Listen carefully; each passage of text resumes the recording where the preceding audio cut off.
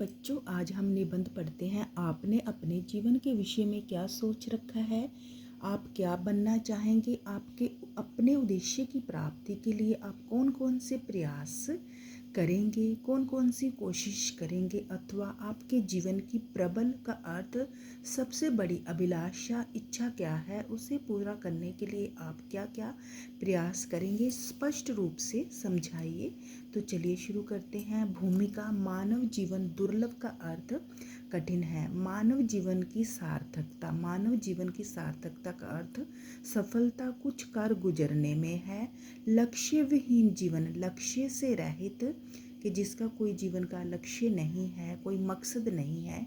लक्ष्य रहित जीवन, लक्ष्य विहीन जीवन सागर में बिना नाविक के डूबती उतरती उस नाव के समान होता है जो कभी भी डूब सकती है। इसलिए हर एक व्यक्ति बचपन से ही अपने भावी का अर्थ, आने वाले जीवन के लिए कुछ ना कुछ सपने देखा करता है। यही लक्ष्य उसके जीवन की मंजिल, उसके जीवन की मंजिल जहाँ गंतव्य होता है, गंतव्य का अर्थ जहाँ उसने पहुँचना है। लक्ष्यहीन है जीवन जिसका, थाली के बैंगन सा लुढ़कता, खाता पीता और मौज उड़ाता पशु सदृश। पशु सदृश का अर्थ समान।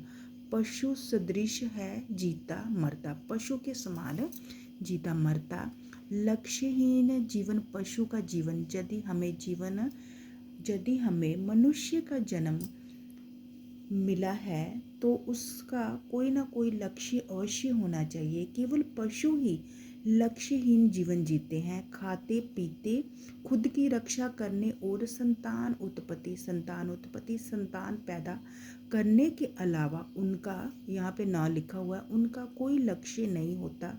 मनुष्य तो किसी लक्ष्य की प्राप्ति के लिए ही जीता है, जीना चाहिए भी। उसी में उसके जीवन की सार्थकता का अर्थ सफलता है, उसी में उसका जीवन, यहाँ सफलता को असफलता है।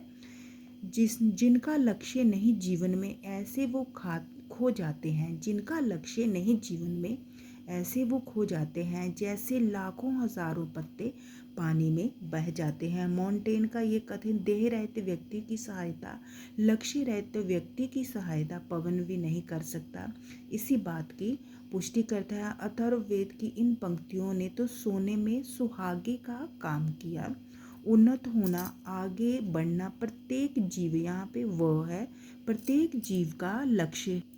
कवि की ये पंक्तियाँ एकदम सत्य है, क्योंकि लक्ष्य विहीन जीवन निरर्थक बेकार है। एक बार मनुष्य अपना लक्ष्य निर्धारित कर लेता है कि उसका क्या लक्ष्य है, उसे पूरा करने का प्रयत्न भी करता है। साथ ही लक्ष्य निर्धारित करने से ही मनुष्य योजनाबद्ध का अर्थ है सिस्टेमेटिकली, योजनाबद्ध तरीके से काम करता है। दृढ़ का अर्थ मजबूत और निश्चयी बनता है। विद्यार्थी अपने लिए कुछ ना कुछ सपने संजोए रहते हैं। कोई बड़ा होकर डॉक्टर बनना चाहता है, कोई उद्योगपति बनकर धन दौलत इकट्ठी करने का ख्वाब का अर्थ सपना देखा करता है। कोई समाज सेवा का संकल्प लेता है, तो कोई कलाकार या खिलाड़ी बनने का अरमान रखता है, अरमान उसकी इच्छा होती है। इस प्रकार सभी भावी आने वाले जीवन में कुछ ना कुछ बनकर अपने जीवन को सार्थक का अर्थ सफल बनाना चाहते हैं। मैं 10वीं कक्षा का छात्र हूँ। मैंने जयशंकर प्रसाद की एक कविता पढ़ी थी। इस पथ का उद्देश्य नहीं है श्रांत भवन में टिक रहना, किंतु पहुँचना उसी सीमा तक जिसके आगे राह नहीं, राह का अर्थ रास्ता नहीं। इन पंक्तियों ने मेरे हृदय दिल से प्रश्न किया कि क्या है मेरा जीवन लक्ष्य। अपनी आवश्यकताओं, रुचियों, साधनों, पारिवारिक पृष्ठभूमि होता है, बैकग्राउंड, पारिवारिक पृष्ठभूमि आदि पर नज़र डाली।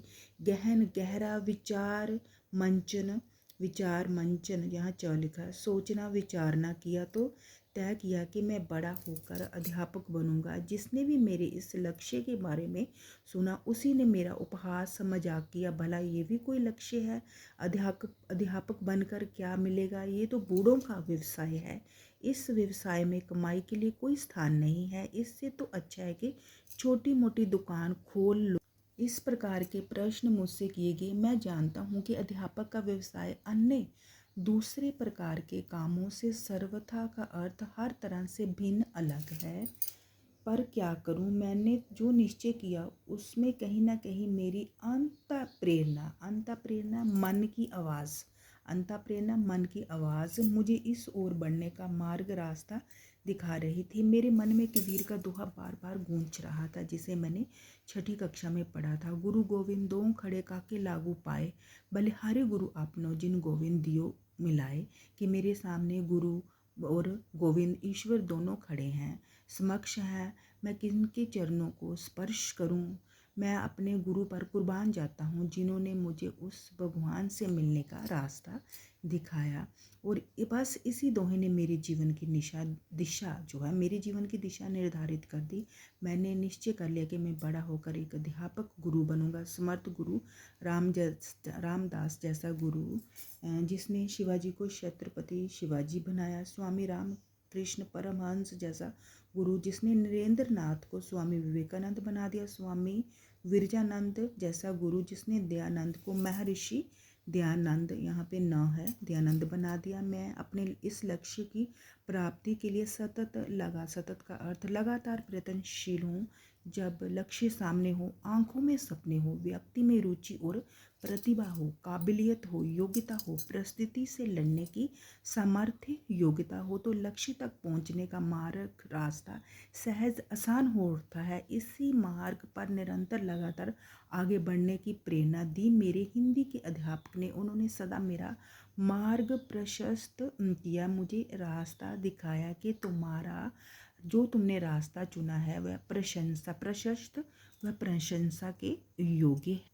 और जब भी मैं मार्ग से भटकने लगता, वह कवि दिनकर की पंक्ति दोहरा देते, थक कर बैठ गए क्या भाई, मंजिल दूर नहीं है। इन पंक्तियों को सुनकर मेरे मन में उत्साह की एक लहर दौड़ जाती। लक्ष्य प्रेरित पान है हम, ठहरने का काम कैसा। लक्ष्य तक पहुँचे बिना पथ रास्ते में पथिक मुसाफिर विश्राम कैसा, आराम कैसा।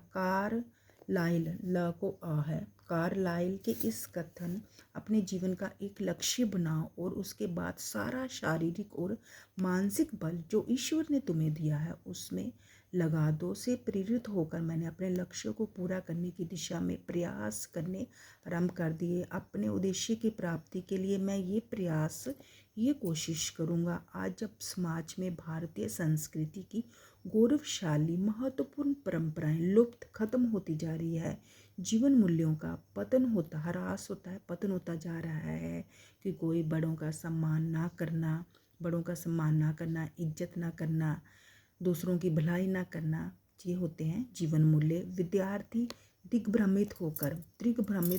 इधर उधर भटक रहे हैं। विद्यार्थी दिग्भ्रमित होकर दिशाहीन हो गए हैं। दिग्भ्रमित का अर्थ कि इधर उधर भटकना, भ्रम में पड़कर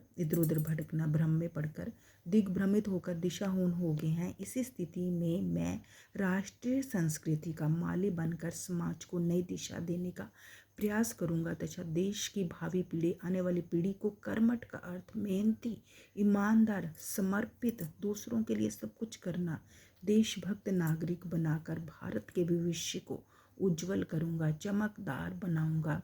मेरी दृष्टि नज़र में केवल अध्यापक का व्यवसाय ही ऐसा है जो स्वयं का अर्थ अपने आप जलकर दूसरों को प्रकाशित करने की क्षमता योग्यता रखता है। इसलिए मैं मन लगाकर अध्ययन कर रहा हूँ, मैं मन लगाकर पढ़ाई कर रहा हूँ। मैंने अपने लक्ष्य को पूरा करने की दिशा में प्रयास आरंभ कर दिए हैं। ईश्वर से प्रार्थना है कि इस लक्ष्य को पूरा करने में मेरी सहायता करे। तो हमने पढ़ा मेरे जीवन का लक्ष्य। तो बच्चों, अगर आपको मेरी वीडियो अच्छी लगी हो तो प्लीज़ इसे लाइक, शेयर और सब्सक्राइब अवश्य कीजिए। धन्यवाद।